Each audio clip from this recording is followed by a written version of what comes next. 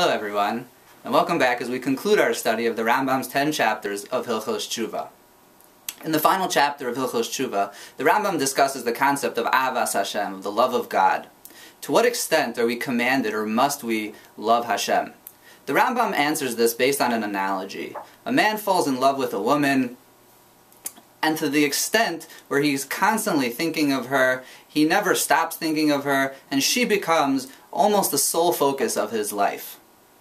So too we are commanded to love God with the same focus and with the same zest.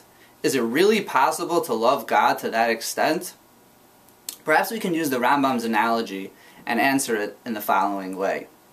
In any relationship a person is in, be it with a spouse, a sibling, a parent, or even a friend, and if the person values that relationship, then yes, there are times in that relationship is on such a high level, it's very special, and the two people or whoever's involved feels it very deeply.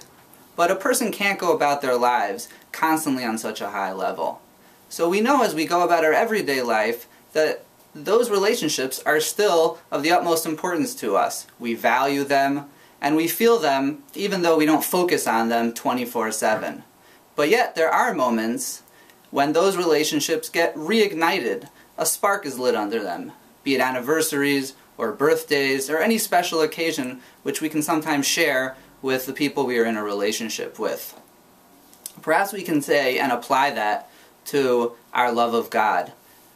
Yes, we go about our everyday lives, we have to go to work, we have to go to school, and we have to worry about all our everyday concerns. So it's very difficult to constantly focus on God and certainly on our love with such passion.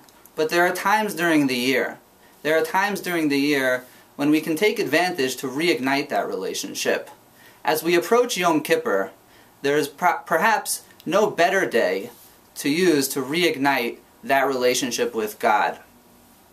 Yom Kippur is a day when we are on the highest level, and we are almost, as we try to be, as similar to angels. And on Yom Kippur is a day when we can reignite that relationship with God and hopefully take us throughout the rest of the year. Have a Gmar Chasima Tova and a sweet new year.